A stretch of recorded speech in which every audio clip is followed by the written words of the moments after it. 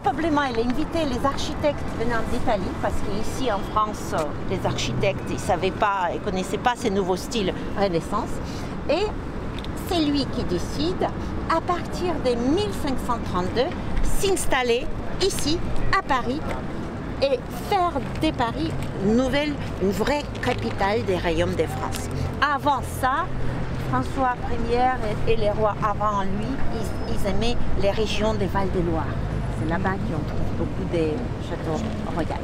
Et en fait, après, chaque roi, chaque empereur, pendant des siècles et des siècles, ils ont ajouté de nouveaux parties des palais. Et aujourd'hui, c'est fait que le Louvre, c'est le plus grand bâtiment dans toute l'Europe et le plus grand palais dans tout le monde entier.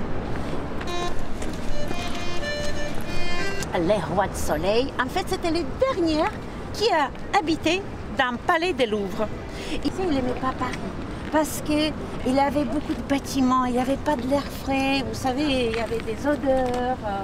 C'est pour ça que quand il a senti son pouvoir, c'était en 1661, il avait 21 ans.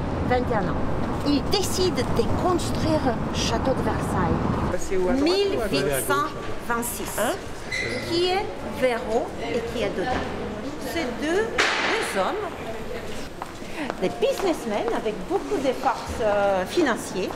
Alors ils achètent les terrains, ils construisent des bâtiments avec une idée, à milieu faire un passage, qu'ils appellent galerie des commerçants, pour installer des boutiques. Et aussi, vous savez, si on a besoin de traverser les quartiers pour se dépêcher, c'est comme un passage. Et tout en haut, vous avez une sorte de petit appartement où vous pouvez se loger les propriétaires des boutiques, les vendeurs.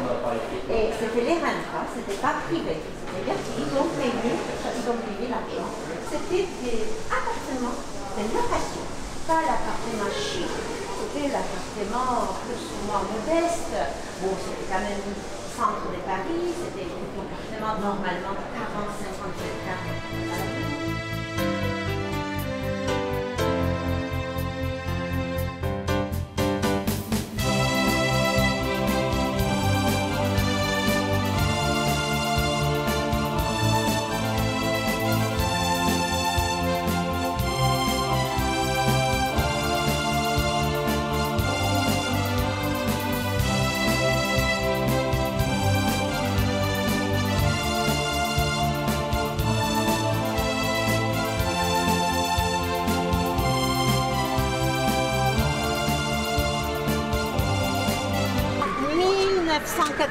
Ici, c'était un parking. Il avait des petits citoyens, c'était un parking du ministère.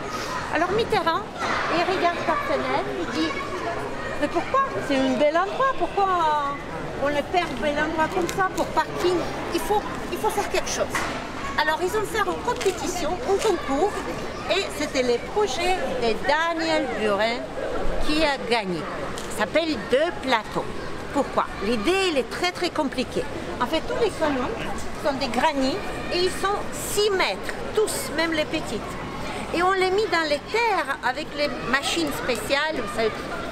Et il traversait les terres douces, et après, il avait des pierres. Les pierres, vous voyez, il peut faire les montagnes comme nature d'ici. Alors l'idée, il devrait avoir les sols en verre transparent. Alors comme ça, avec de l'eau naturelle qui est en bas, on devrait voir qu'est-ce qu'il y a là-bas, les natures. Il est fait des pierres, qu'est-ce qu'il a créé, les natures elles-mêmes.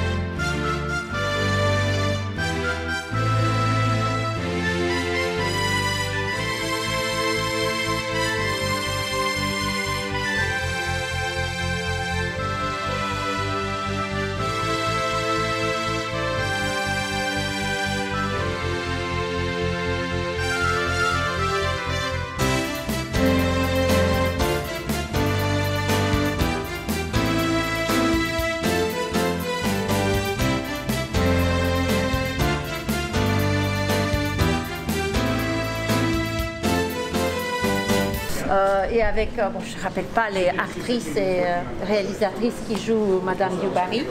Ah, ben, en fait, vous pouvez imaginer, c'était comme ça. Alors, je ne sais pas comment c'était avant. Aujourd'hui, il y a un petit moteur.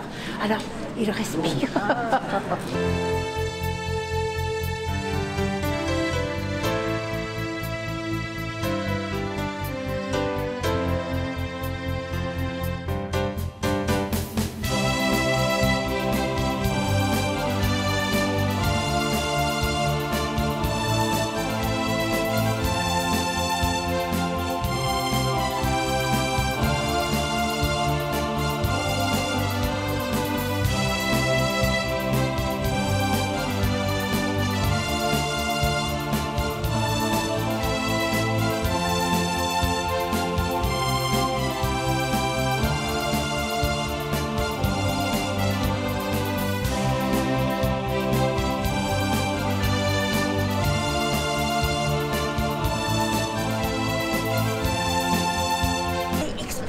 Impressionner Napoléon. Napoléon n'était pas encore un empereur, il était consul. Bon, c'était déjà un chef d'État à 1799.